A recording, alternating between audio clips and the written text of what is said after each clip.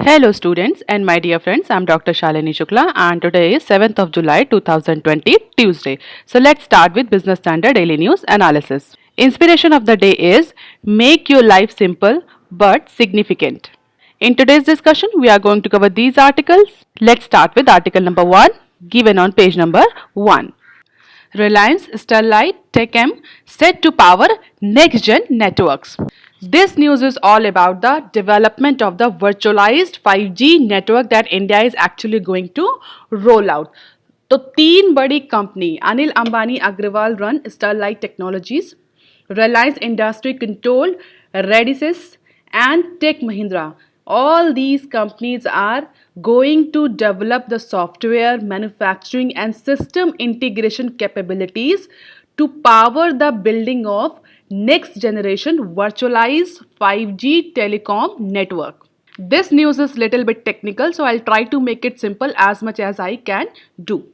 अगर हम अभी बात करें 4G नेटवर्क की इंडिया में, अगर हम बात करें टेलीकॉम नेटवर्क की इंडिया में, तो in India the telecom network the current telecom network is highly dominated by hardware, और we can say it's a hardware dependent network. And because of that dependency on hardware, companies have to invest or do the more expenditure for developing that hardware network. On the other hand, companies have a very limited choice in case of vendors, because there are very few select companies that are actually master or actually providing the hardware services, or we can say there are hardly 5 to 6 OEM. OEM stands for original equipment manufacturer. There are hardly 5 to 6 OEM companies that are actually providing the hardware support for telecom networks. So because of that, every telecom provider, service provider have a very limited choice. On the other hand, due to standardization of the hardware, there is a very less possibility, or there is a very less chance available for the telecom operators to customize their services as per their requirements. So the dependency on hardware has a very restrictive operating procedure. First, they have very limited choice because there are only 5 to 6 OEM. The cost of hardwares are comparatively more than software. Customization is not very much customization is not possible. So the all three Indian giants, Sterlite Technologies, Redisys, and Tech Mahindra, are now going to develop the virtualized 5G network. And after the development or the completion of this process, the dependency of India's telecom network on hardware will be decreased substantially. जो हमारा telecom network है उसमें hardware का uses बहुत कम रह जाएगा अगर ये वर्चुअलाइज 5G टेलीकॉम नेटवर्क का डेवलपमेंट हो जाता है, अगर ये तीनों कंपनी सक्सेसफुल हो जाती हैं. तो इससे क्या होगा, जो हमारे टेलीकॉम ऑपरेटर्स हैं, टेलीकॉम सर्विस प्रोवाइडर्स हैं, उनके पास ग्रेटर चॉइस रहेगी फॉर सिलेक्शन फॉर वेंडर. बहुत सारे वेंडर्स होंगे सॉफ्टवेयर की फील्ड में, जबकि हार्डवेयर की फील्ड में अगर हम देखें तो हमारे पास बहुत ही फिक्स्ड OEM है. OEM stands for original equipment manufacturer. तो नोकिया हो गए, हमारे ZTE हो गया, हुआवे हो गया, एरिक्सन हो गया, यही 3-4 जो कंपनीज हैं एक्चुअली यही OEM हैं, और इनके ही OEM जो है कॉस्ट इफेक्टिव, इनके ही जो मैन्युफैक्चर इक्विपमेंट्स होते हैं पार्ट एंड पार्सल वही कॉस्ट इफेक्टिव होते हैं. और हमारी भी पूरी टेलीकॉम जो इंडस्ट्री है इन्हीं 4 या 5 कंपनीज पर डिपेंडेंट है. तो अगर ये 3 इंडियन कंपनी सक्सेसफुल हो जाती हैं 5G टेलीकॉम नेटवर्क वर्चुअलाइज करने में, तो उससे क्या होगा, जो ऑलरेडी टेलीकॉम सर्विस प्रोवाइडर्स हैं उनके पास बहुत ज़्यादा चॉइसेस रहेंगे, क्योंकि सॉफ्टवेयर डेवलपमेंट में इंडिया ऑलरेडी बहुत आगे है. तो बहुत सारी कंपनीज इस पर्टिकुलर डोमेन में, IT डोमेन में आ सकती है. वेंडर के पास बहुत ज़्यादा चॉइसेस रहेंगी. दूसरी चीज़ जो कॉस्ट है, एक्चुअली जो 5G नेटवर्क सेट करने की जो कॉस्ट है that will decrease substantially. 40% capital expenditure की कॉस्ट डिक्रीज हो जाएगी, 35% ऑपरेशन कॉस्ट डिक्रीज होगी as per the experts, and 40 and 34% is a huge amount for any company. On the other hand, this type of virtualized network system will provide more flexibility to the telecom operators. More flexibility मतलब अब वो अपनी requirement के according अपने bandwidth को customize कर सकते हैं, कितना उन्हें bandwidth की requirement है as per their service requirement. तो अपनी सर्विस रिक्वायरमेंट के अकॉर्डिंग बैंडविड्थ को कस्टमाइज कर सकते हैं, अपने सॉफ्टवेयर इंफ्रास्ट्रक्चर 5G जो वर्चुअलाइज नेटवर्क है उसको कस्टमाइज कर पाएंगे, जो कि एक्चुअली हार्डवेयर के केस में पॉसिबल नहीं है. वहाँ पर स्टैंडर्डाइजेशन फॉलो होता है. और अगर हम बात करें तो फर्स्ट लाइफ एग्जाम्पल जो वर्ल्ड में रहा है जहाँ पर वर्चुअलाइज नेटवर्क बिल्ड हुआ है, यूज हुआ है, दैट इज जापान. जापान में एक ई कॉमर्स कंपनी ने जिसका नाम राकुटेन है, उसने जापान में ऑलरेडी ये वर्चुअलाइज नेटवर्क डेवलप किया है. तो उसी मॉडल को अब इंडियन कंपनीज फॉलो कर रही हैं in order to develop the virtualize 5G network in India. In such wireless network, the interface that connect the various network elements which make the radio access network RAN are proprietary. So this type of technology and virtual network is going to disrupt the Indian telecom sector once again. And if we talk about the current top picks from these news is actually it is going to decrease the cost, capital expenditure decrease होगा, operating cost companies की decrease होगी जो कि उनको hardware खरीदने में लगानी पड़ती है. आप अगर पूरा सॉफ्टवेयर बेस हो जाएगा तो वो हार्डवेयर की जो कॉस्ट है वो उनकी कम हो जाएगी. Currently 70% of network is hardware and the rest is software. जो अभी का रेशियो है वो 70-30 का रेशियो है. और इस वर्चुअलाइज नेटवर्क को डेवलप करने के लिए बहुत सारी, चाहे वो स्टरलाइट हो, रेडिसेंस हो, टेक महिंद्रा हो, इन सारी ही कंपनीज ने ऑलरेडी वेंचर या स्ट्रैटेजिक अलायंसेस किए हैं. रेडिसेंस ने कोलैबोरेट किया है क्वालकॉम से for 5G powered small cells. Tech Mahindra seeks consortium approach to build 5G network has made investment in Altiostar, which has built 5G RAN software. Sterlite Technology is going to design and manufacture the 5G radios and offer the system integration services. So all three companies have already made certain types of strategic alliances in order to power the development of virtualized 5G network. आप देख लेते हैं article number 2 given on page number 2. India INC's dividend pay out rises 6.5%. जो financial year March में financial year 2020 जो खत्म हुआ है उसके फोर्थ क्वार्टर के डेटा के according the current dividend session has turned out to be unexpectedly generous to equity players. क्यों? Despite of the poor showing by the Indian INCs, the dividend pay out by India's top listed companies which are part of the BSE 500 index has increased up to 6.5%. Financial year 2020 में companies की बहुत ज़्यादा अच्छी performance नहीं रही. उसके बाद भी क्वार्टर 4 के जो रिजल्ट्स हैं that are indicating a good amount of dividend pay out by India's top listed companies. And if we talk about the name of the companies, कौन सी एक्चुअली कंपनी इन्वॉल्व थी, तो Tata Consultancy, ITS, Hindustan Unilever, Nestle, Bajaj Auto has paid out the an expectedly higher dividend than other organisation और other entities. लेकिन कुछ ऐसे sector है जैसे defensive sector हो गए, कंज्यूमर एंड सॉफ्टवेयर सर्विसेज हो गई, इनको अगर हटा दिया जाए तो जो डिविडेंड पे आउट रहा है वो पिछले साल के कंपैरिजन में फाइनेंशियल ईयर 20 में 17.6% तक डिक्रीज हुआ है. तो अगर ये हम टॉप इंडिया की टॉप लिस्टेड कंपनीज हैं जो कैश रिच कंपनीज हैं या कैश रिच बिगीज इनको बोलते हैं, just like TCS, ITC, Hindustan Unilever, इनको अगर रिमूव कर दिया जाए, डिफेंसिव सेक्टर्स को, कंज्यूमर सॉफ्टवेयर सर्विसेज का जो सेक्टर है उसको रिमूव कर दिया जाए, तो मैक्सिमम कंपनीज में डिविडेंड पे आउट जो है वो डिक्रीज किया है फाइनेंशियल ईयर 19 के कंपैरिजन में, और we can say year on year basis. पिछले साल the dividend pay out was 1.36 trillion and the financial year it was 1.12 trillion. हालांकि इन सब के कंपैरिजन में जो एक बड़ी कैश कंपनीज हैं, कैश रिच बिगीज हैं, उनका डिविडेंड पे आउट 5.3% तक फाइनेंशियल ईयर 19 में भी बढ़ा था. In contrast additional large dividend players such as private sector banks, insurance companies, oil and gas majors, metals and mining companies either cut out their dividend payout in financial year 20 or they actually skipped it altogether.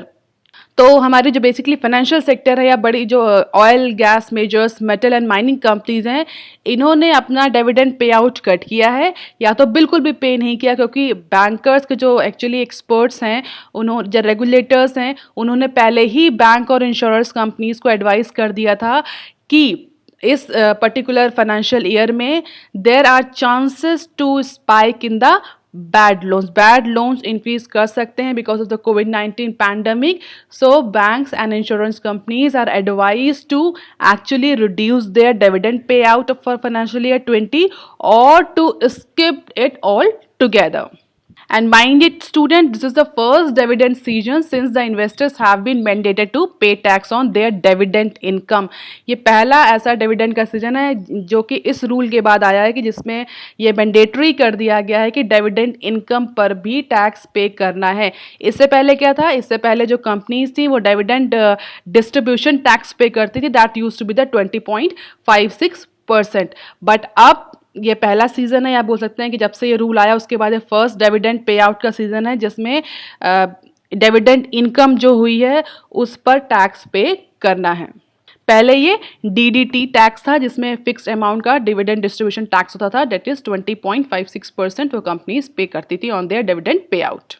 So if you talk about the companies those actually pay the dividend in financial year 20 despite of the covid pandemic, तो ITC हो गया, TCS हो गया, Infosys, Coal India, Hindustan Zinc, ONGC, HUL, Power Grid, RIL, Indian Oil and other top companies. आप देख सकते हैं हालांकि कुछ के केस में डिविडेंड पे आउट डिक्रीज किया है, बट मैक्सिमम ये बड़ी कंपनीज ने डिविडेंड पे आउट किया है. And this is the historical trend in equity dividend by BSE 500 companies. जो आप देख सकते हैं ये पिछले कुछ सालों से करंटली बढ़ ही रहा है. अगर हम देखें सिर्फ 16 आपको देखने को मिलेगा, 14 और 15 में कुछ डिक्रीज हुआ था, बट इसके बाद करंटली आप इसमें इंक्रीमेंट देख सकते हैं. It's a linear increment.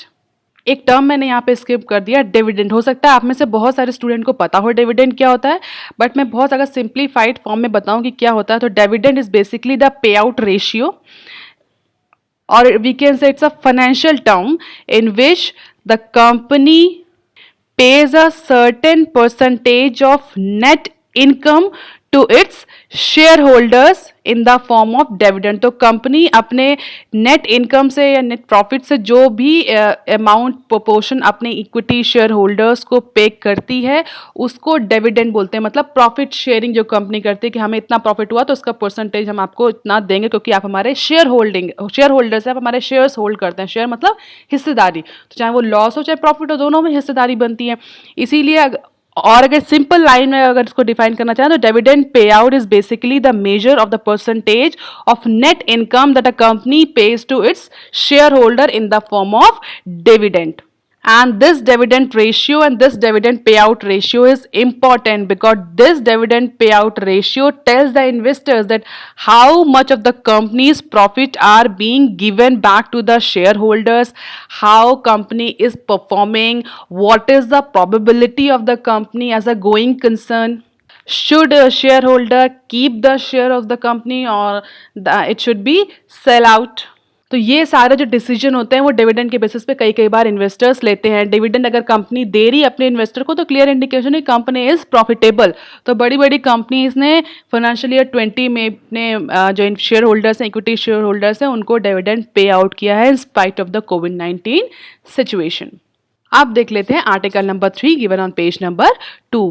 Form see red as ARC set to buy more loans from banks. जैसा कि हमने कल की न्यूज़ में भी डिस्कस किया था कि मोराटोरम पीरियड जो है अगस्त में ख़त्म हो रहा है. जिस तरह की हमारी इकोनॉमी रिकवरी हो रही है उसको देख करके bankers, senior bankers, expert, economist are still concern कि जो ऑलरेडी जिन कंपनीज़ को जिन लोन्स को हमने मोराटोरम दिया था, पीरियड दिया था, उनको जिनको ग्रेस पीरियड दिया गया था लोन पेमेंट करने के लिए, क्योंकि इकोनॉमी बहुत स्लोली रिकवर कर रही है, तो वो अगस्त ख़त्म होने के बाद भी वो जो बोरोवर्स हैं, जो कंपनीज हैं, वो लोन वापस नहीं कर पाएंगी या रीपेमेंट नहीं कर पाएंगी, जिसके लिए उनको दिसंबर तक को और टाइम दिया जाना चाहिए. और ये भी था कि जो अपना मोराटोरम पीरियड है उसको और इंक्रीज कर दें. बैंक्स का ऐसा कंसर्न था, स्पेशली एक्सपर्ट्स का.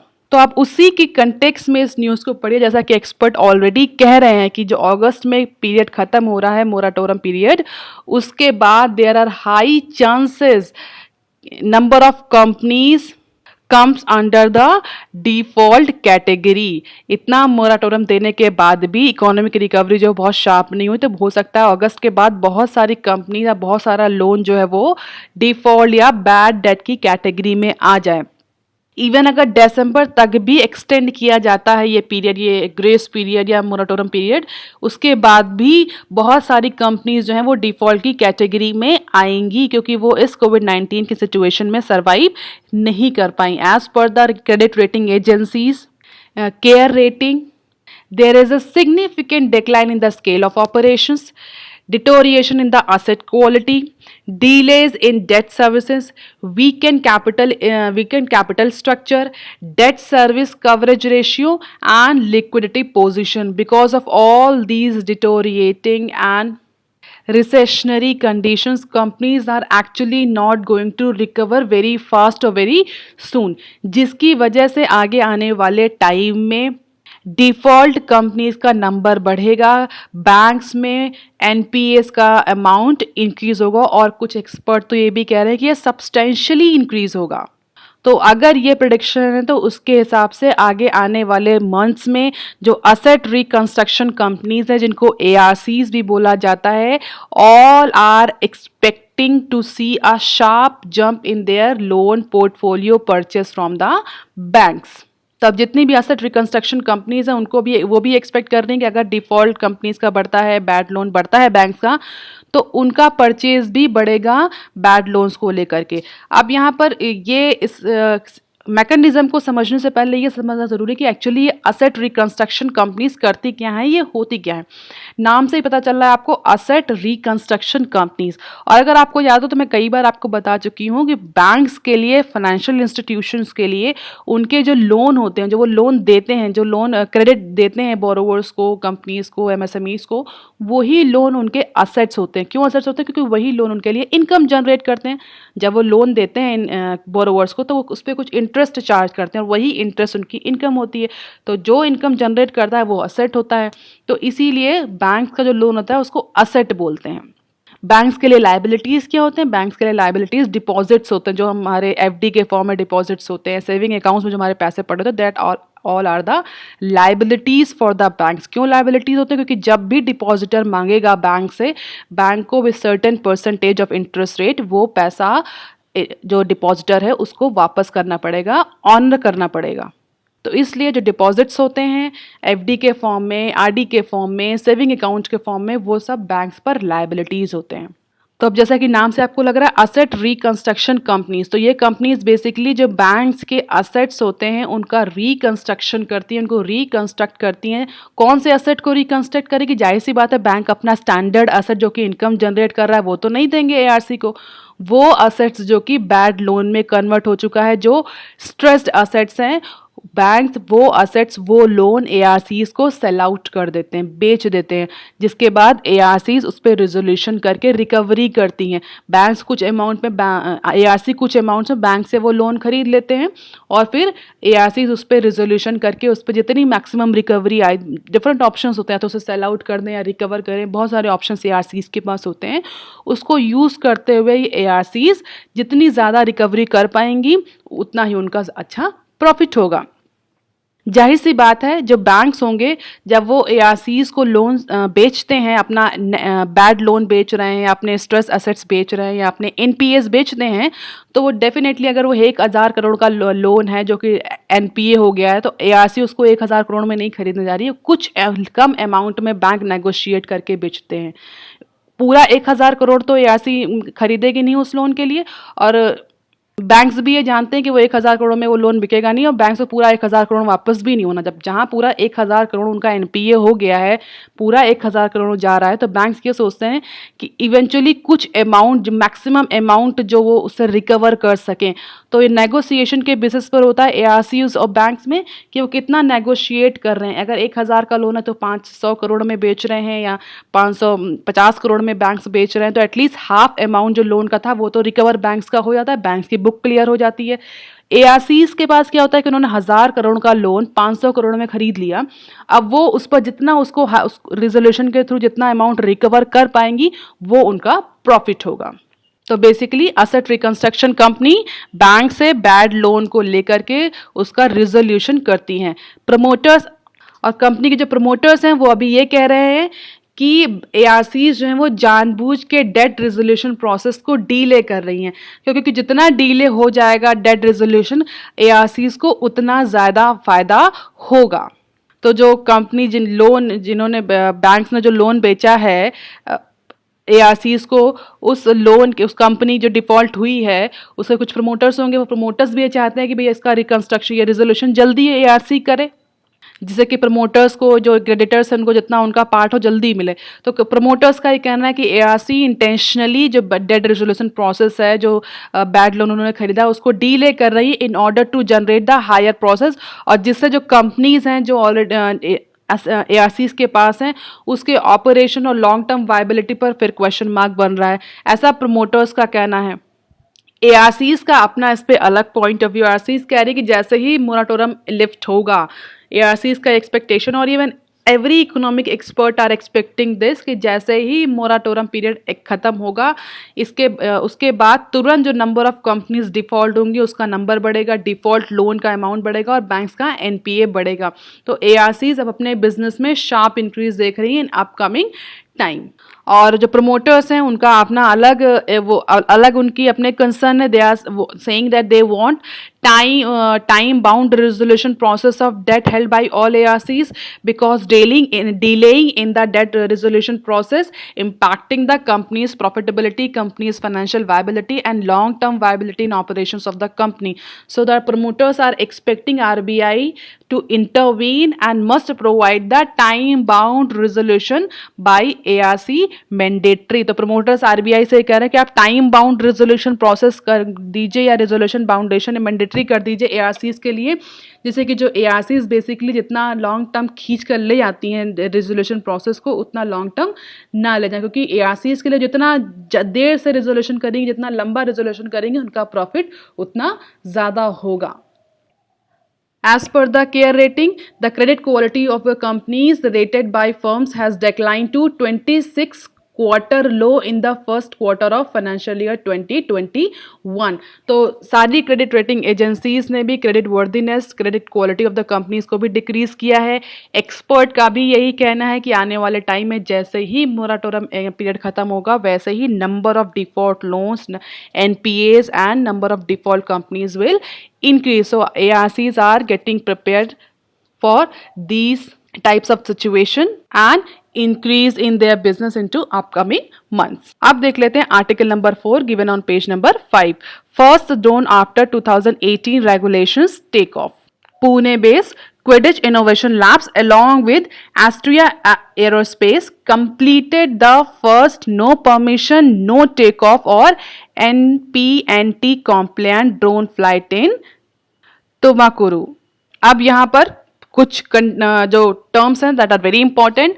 No permission, no take off, and या आप इसको ऐसे भी बोल सकते हैं NPNT कॉम्प्लायंस। तो हो सकता है आपसे एग्जाम्स में ऐसे ही पूछ ले जाए no permission no take off किस कंटेक्स्ट में था, no permission no take off किस लिए ये टर्म आया था, इसका क्या मीनिंग है, कई सारे मीनिंग दे रखेंगे 4 ऑप्शंस में एंड दे कैन आस्क। तो basically no permission no take off policy government of India ने एक रेगुलेटरी पॉलिसी के फॉर्म में दिसंबर 2018 में इन्वोक करी थी या इम्प्लीमेंट करी थी। इस पॉलिसी के अंडर कोई भी ड्रोन आप सबने देखा ना कि टॉयज के फॉर्म में भी ड्रोन मिलते हैं, तो बिना परमिशन के किसी भी एरिया में ड्रोन का टेक ऑफ नहीं किया जा सकता, क्योंकि रिसेंटली जिस तरह से ड्रोन का मिसयूज हुआ है, इवन कई सारे टेररिस्ट अटैक में भी ड्रोन का यूज़ किया है। अगर आपको पता हो तो अभी कुछ समय पहले ही ड्रोन अटैक से किसी पर्टिकुलर कंट्री के जो ऑयल रिजर्वॉयर्स थे उन पर अटैक किया गया था, उनके ऑयल जो टैंकर्स थे उन पर अटैक किया गया था। आप मुझे कमेंट सेक्शन में लिखकर बताएंगे कि किस कंट्री ने अटैक किया था और किस पर्टिकुलर कंट्री पर ड्रोन से उनके ऑयल टैंकर्स पर, ऑयल रिजर्वॉयर्स पर अटैक हुआ था। That was a terrorist attack. तो जिस तरह से ड्रोन का मिसयूज़ बढ़ रहा था, लोग कैमरे के लिए और शादी पार्टी में इवन फिल्म शूटिंग के लिए भी जिस तरह का ड्रोन का यूज़ हो रहा था, टेररिस्ट के लिए, स्पाइंग के लिए, इंडस्ट्रियल इंस्पेक्शन के लिए, बहुत सारी चीज़ों के लिए ड्रोन का यूज़ पॉजिटिवली भी होता है और निगेटिवली भी होता है। तो उस तरह की यूजर्स को देख करके गवर्नमेंट ऑफ इंडिया ने एक रेगुलेटरी पॉलिसी इंप्लीमेंट करी थी in December 2018। As per this policy, no permission no take off, means government की परमिशन के बिना कोई भी ड्रोन किसी भी एरिया में टेक ऑफ नहीं कर सकता।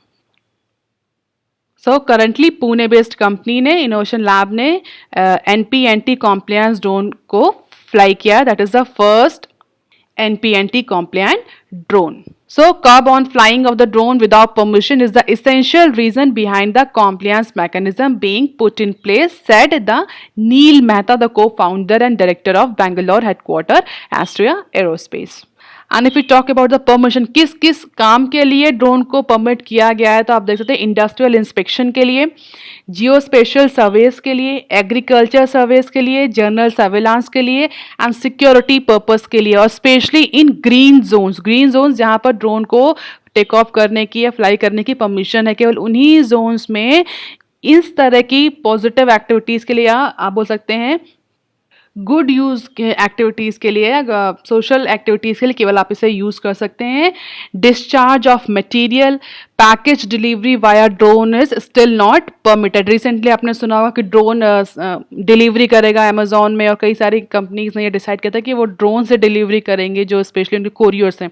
तो फिलहाल के लिए उसके लिए परमिशन नहीं है। डिस्चार्ज ऑफ मटेरियल और पैकेज डिलीवरी के लिए under this policy there is no permission for using drone. और अभी तक गवर्नमेंट ऑफ इंडिया ने कुछ ही ग्रीन जोन परमिट किए हैं जहां पर ड्रोन का यूज़ हो सकता है, इन सारे इंडस्ट्रियल और एग्रीकल्चर पर्पस के लिए। और ऐसा एक्सपर्ट कह रहे हैं कि आगे आने वाले टाइम में in number of green zones government और जो मिनिस्ट्री ऑफ कॉर्पोरेट अफेयर है ये और ज़्यादा इंक्रीज कर सकती है in order to harness the full potential of unmanned aerial vehicle. अगर आप देखें ड्रोन का मल्टीपर्पज यूज़ है, बहुत जगह यूज़ हो सकता है। अगर आपको पता तो कोविड-19 की सिचुएशन में भी पुलिस डिपार्टमेंट ने ड्रोन को यूज़ किया था फॉर सर्विलांस पर्पस। तो इसका यूज़ मल्टीपर्पज़ है, but because of the increasing terrorist activities, privacy norms जो ब्रीच होते हैं, उन सब की वजह से गवर्नमेंट ऑफ इंडिया ने no permission no take off की पॉलिसी को इम्प्लीमेंट किया है। आप कोई भी कंपनी किसी भी, चाहे इंडस्ट्रियल यूज़ के लिए, जो स्पेशल सर्विस के लिए, एग्रीकल्चर सर्विस के लिए, किसी के लिए भी उसको ड्रोन यूज़ करना है, it has to take the prior permission from government. So under this government has opened a portal in 2019 में पोर्टल 2019 में गवर्नमेंट ने इसके लिए पोर्टल ओपन किया था, but because of certain ancillary process ये ऑपरेशन डिलेड हो गया था, बट इस फिर से रिज्यूम हो गया, जिसकी वजह से रिसेंटली आपने देखा एक कंपनी ने NPNT कॉम्प्लायंस ड्रोन को टेक ऑफ किया इन green zone. So before any flight operation, one need to get 3 registration under Digital Sky Portal. तो Digital Sky Portal बेसिकली इसीलिए डेवलप किया गया था ड्रोन का परमिशन लेने के लिए, और ये वर्क करता है अंडर DGCA। अभी तक 6 ग्रीन जोन ने सिक्योरिटी क्लियरेंस रिसीव किया है for operation of NPNT compliance drone, and as per the expert the number of green zones are going to increase in future. आप देख लेते हैं article number 5 given on page number 10। Indices surge on the back of China rally. Recently Indian जो sensors और Nifty है, बोल सकते हैं इंडियन स्टॉक मार्केट इंडाइसेस हैं, उन्होंने 4th स्ट्रेट सेशन में पॉजिटिव डेवलपमेंट रजिस्टर्ड किया है because of the surge in the Chinese stock triggered a wave of optimism. Chinese stock market में जो स्टॉक प्राइजेस में सर्च देखा गया, जिसकी वजह से इंडिया और अदर जो ग्लोबल इंडाइसेस हैं, स्टॉक मार्केट्स जो इंडाइसेस हैं, उन सब ने पॉजिटिव डेवलपमेंट रजिस्टर किया है, पॉजिटिव एडवांसमेंट रजिस्टर किया है। And if you talk about the India's benchmark, the Sensex और Nifty has advance 4.5% in the past 4 trading sessions to end at their highest level since early March. तो China के stock market में जिस तरह से recovery registered हुई या surge देखा गया, उसने एक वेव ऑफ ऑप्टिमिज्म की इकोनॉमी, ग्लोबल इकोनॉमी में एक वेव ऑफ ऑप्टिमिज्म जनरेट करी, जिसकी वजह से इंडिया और अदर जो ग्लोबल इंडाइसेस हैं उन सब ने एडवांसमेंट रजिस्टर किया है इन few last sessions. The latest rally in global equities was fueled by gains in Chinese stock, with CSI 300 index agog for performance of shares listed in mainland China. तो फरवरी से लेकर फरवरी 2000 से 19 से लेकर के ये चाइनीज के CSI 300 इंडेक्स में सबसे ज़्यादा उछाल है, जिसकी वजह से जो ग्लोबल इन्वेस्टर हैं वर्ल्ड वाइड उनमें एक होप जनरेट हुई रिकवरी की, और उस होप की वजह से इंडिया ही नहीं ग्लोबल अदर जो इंडाइसेस हैं उन सब ने रिकवरी रजिस्टर्ड करी.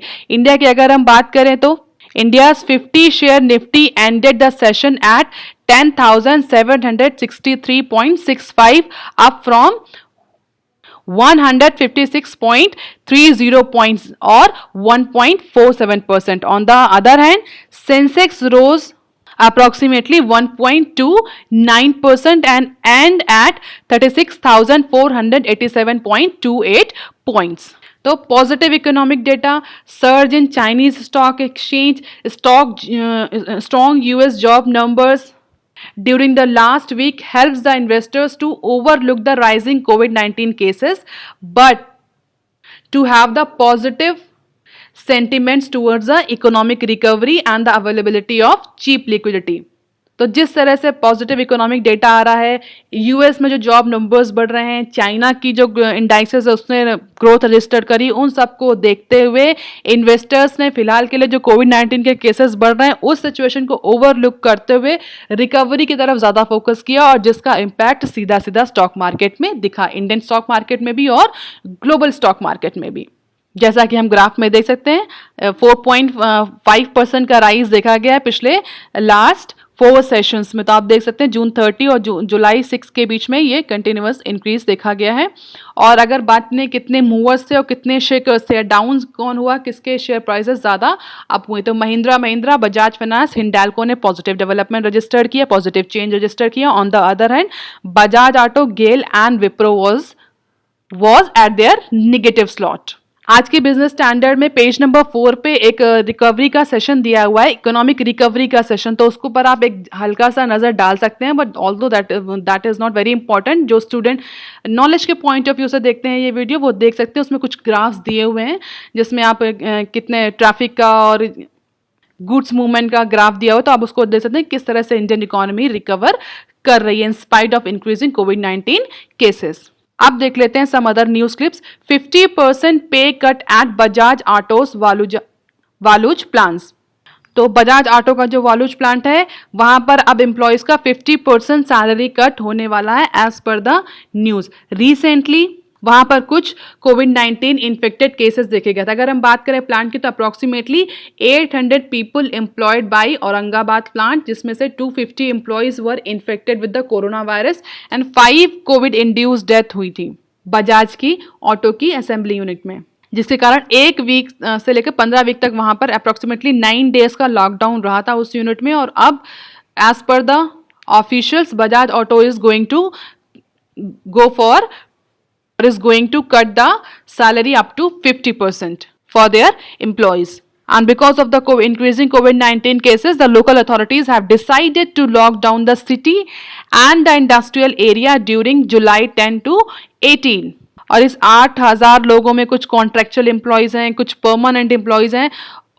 और बजाज ऑटो की जो ये यूनिट है ये बजाज ऑटो का हाफ प्रोडक्शन कॉन्स्टिट्यूट करती है. तो अब Bajaj auto is also going to adopt the salary cut measure for surviving in this कोविड-19 सिचुएशन, जिसकी वजह से जो इंडिया का 3 व्हीलर और 2 व्हीलर का सेगमेंट है उसकी मार्केट पर भी फर्क पड़ेगा, क्योंकि बहुत इंपॉर्टेंट पार्ट है इंडिया के 2 व्हीलर और 3 व्हीलर सेगमेंट का ये बजाज ऑटो का ये पर्टिकुलर प्लांट. तो औरंगाबाद और जिसके साथ ये पूरा प्लांट अब क्लोज डाउन होने जा रहा है because of the increasing number of cases. आप देख लेते हैं some other news clip. Individual should get loan under MSME credit scheme NBFCs to FM. NBFCs की एक रिप्रेजेंटेटिव बॉडी है the finance industry and development council FIDC. उसने finance ministry से request करी है कि जो इंडिविजुअल लोन ले रहा है for purchasing the vehicle vehicle को जो इंडिविजुअल खरीदने के लिए लोन ले रहा है फॉर कमर्शियल पर्पस और उस व्हीकल को कमर्शियल पर्पस के लिए यूज करना है, उस लोन को भी एनबीएफसी का जो स्कीम है एमएसएमईज की जो सेक्टर के लिए जो स्कीम गवर्नमेंट ऑफ इंडिया लाई थी, emergency credit line guarantee scheme ECLGC, उसके अंडर इंक्लूड कर दिया जाए। Under this scheme 100% guarantee covered is provided to all lenders in order to enable additional funding up to 3 trillion to small businesses। तो ये अब FIDC का ये कहना है कि जो इंडिविजुअल लोन ले रहे हैं बेसिकली व्हीकल्स को खरीदने के लिए, ऐसे असेट्स को खरीदने के लिए जिसका कमर्शियल यूज़ है, उन सारे लोन्स को भी इस पर्टिकुलर ECLGS स्कीम के तहत इंक्लूड किया जाए। तो इसके लिए FIDC ने फाइनेंस मिनिस्ट्री को एक लेटर लिखा है और उसमें एक कहा है कि जो 70% जो कस्टमर्स हैं जो लोन एक्चुअली लेते हैं इस स्कीम के तहत या लोन लेते हैं, उसका बेसिक पर्पस यही होता है कि उसको कमर्शियल उसके लिए यूज़ किया जाए। वो लेते हैं इंडिविजुअल नाम से लोन है, बट वो जो भी असेट लेते हैं वो बेसिकली वो बिजनेस स्टैब्लिशमेंट के लिए ही लेते हैं, कमर्शियल पर्पस के लिए ही लेते हैं। और ऐसा क्यों लिखा FIDC ने? क्योंकि recently national credit guarantee trustee company NCGTC जो बेसिकली रन करती है ECLGS स्कीम को, ये आप याद रखेंगे, national credit guarantee trustees company ये रन करती है ECLGC स्कीम को। उसने एक नोटिफिकेशन इशू किया था। उस नोटिफिकेशन में कमर्शियल बैंक्स और NBFCs को एक क्लियरली बताया गया था कि एलिजिबल बोरोवर्स जो हैं अंडर दिस स्कीम ECLG के अंडर जो एलिजिबल बोरोवर्स हैं वो केवल MSMEs इंटरप्राइजेस हैं, constituents of proprietorship, partnership, registered company, limited liability partnership, trust, society and any other legal entity along with the individuals। जो कोई भी लीगल एंटिटी है इन सबको इंक्लूड करते हुए ट्रस्ट या एजेंसी, किसी तरह केवल उन्हीं को लोन दिया जाएगा, किसी इंडिविजुअल को इस पर्टिकुलर स्कीम में लोन नहीं दिया जाएगा।